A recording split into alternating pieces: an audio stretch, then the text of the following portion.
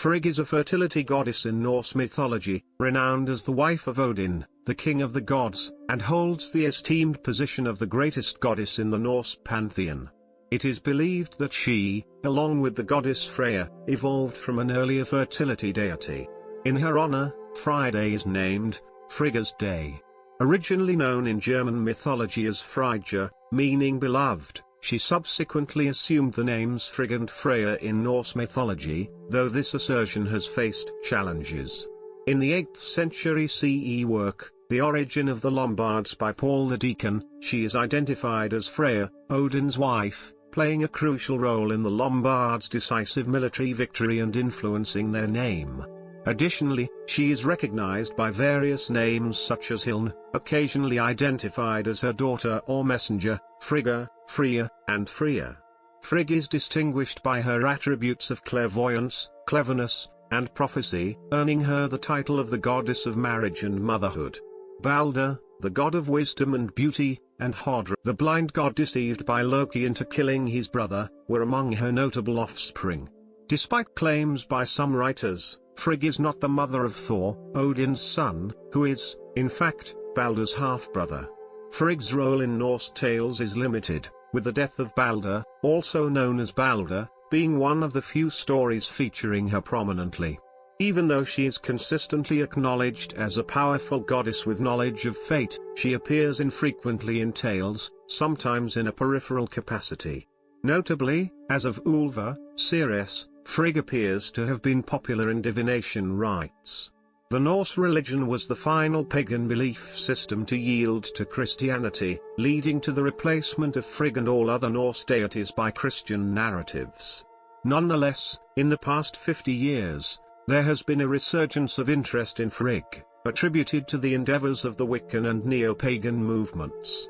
Presently, numerous individuals, particularly women, are choosing to devote themselves to Frigg as their preferred deity, mirroring practices from ancient times.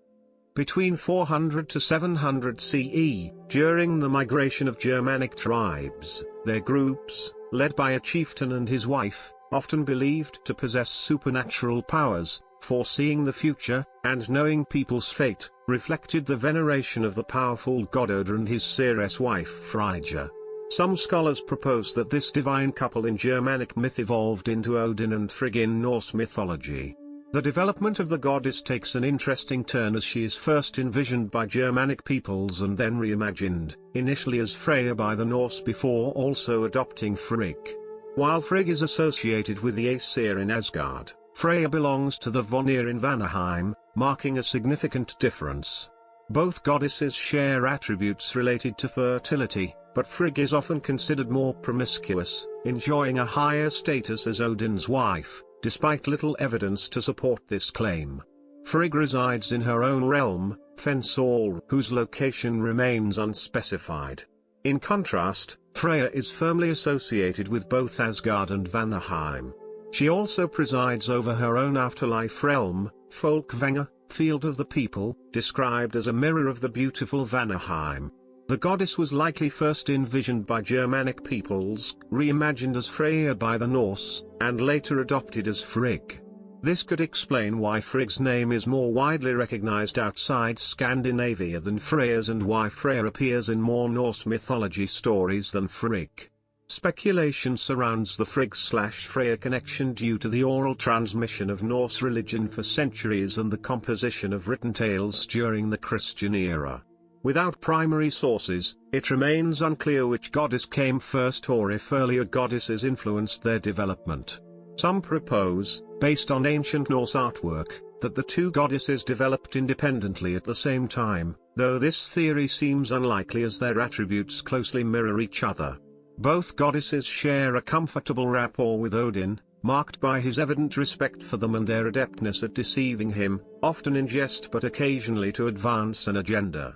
Within these narratives, Frigg emerges as a clever woman capable of outwitting Odin, the god of wisdom, showcasing the relatively elevated status women enjoyed in Norse culture. In the 7th century work Origo Gentis Langobardorum, Origin of the Tribe of the Lombards, and Paul the Deacon's 8th century derivative, Frigg assumes a prominent role. She is depicted as the goddess not only responsible for elevating the Lombards to victory but also for bestowing their name.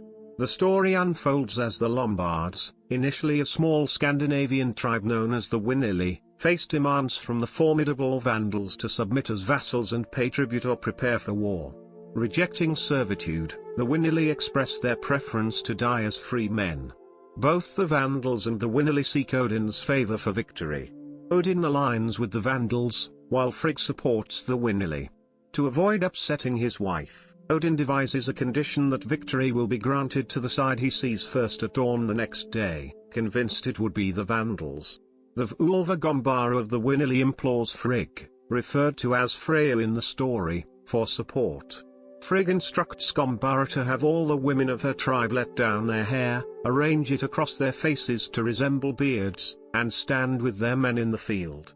This strategic move ensures that Odin, upon rising in the morning and looking to the east, sees the women first.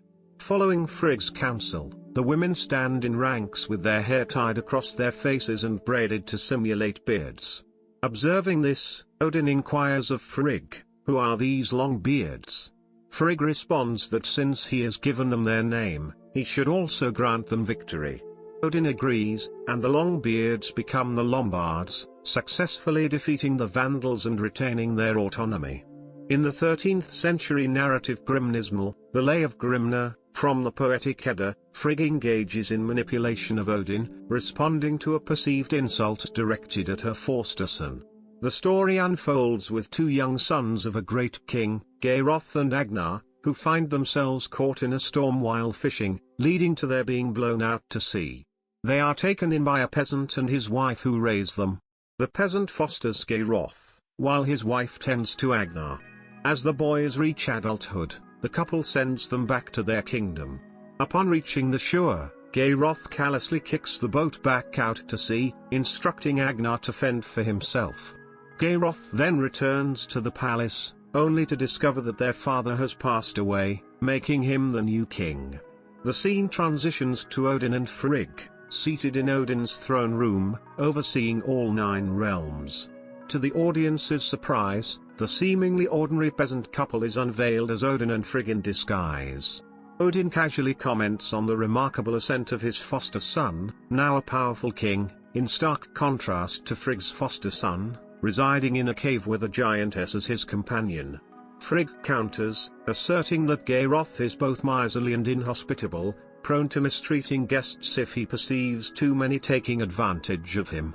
Odin proposes a wager, declaring his intention to adopt an incognito guise as a traveler named Grimner and expecting to be treated hospitably. Frigg agrees to the bet and tasks her handmaiden, Fulla, with warning Geirröth that a wizard is approaching, identifiable by the fact that even the boldest dogs will refrain from attacking him. Odin arrives at Geirröth's castle, and as anticipated, the dogs remain silent in his presence. Consequently, Geirröth orders his arrest, and the traveler, who discloses only his name, is subjected to being bound and placed between 2 fires for 8 nights. On the 9th night, Agnar, moved by sympathy for the stranger, offers him a horn of ale. Grimner expresses gratitude by revealing a prophecy, the impending death of Geirröth and Agnar's forthcoming ascent as the king of the Goths. Grimner then unveils himself as Odin. In a rush to release his captive, Geirröth slips and falls on his sword, leading to his demise. Although Geirröth had never been inhospitable before this incident, Frigg proves that he was, thus winning the wager. This is not the only instance where Frigg deliberately deceives Odin to achieve her goals.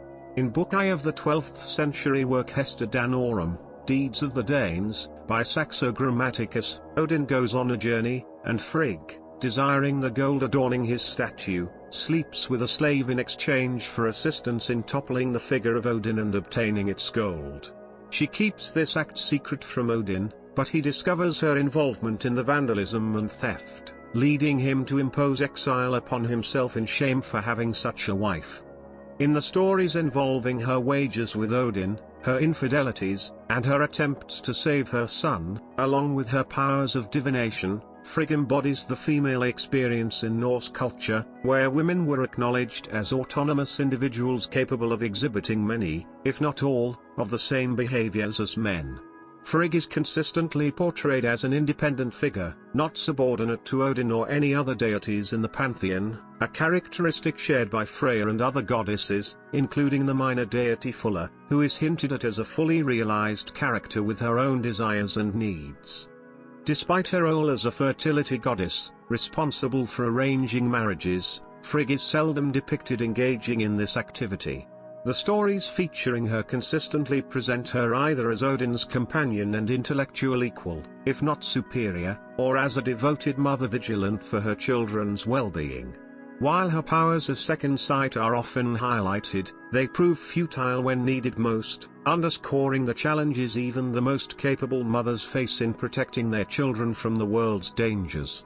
Moreover, Frigg stands among the few deities who survive Ragnarok, the twilight of the gods, a cataclysmic event that annihilates the 9 realms and results in Odin's demise at the jaws of the wolf Fenrir. In this role, she embodies both the grieving widow and the mourning mother, resonating with the experiences of many women in the Viking Age. In all her tales, Frigg emerges as an entirely independent woman, often appearing to reside separately from her husband in her own realm with her palace. Undoubtedly, her popularity stems, at least in part, from this distinctive aspect of her character. While Norse religion underscored the inevitability of fate in an individual's life, it acknowledged that the choices made between birth and death were within the control of the individual. In this cultural context, a resolute will and an independent spirit were highly esteemed qualities, regardless of gender.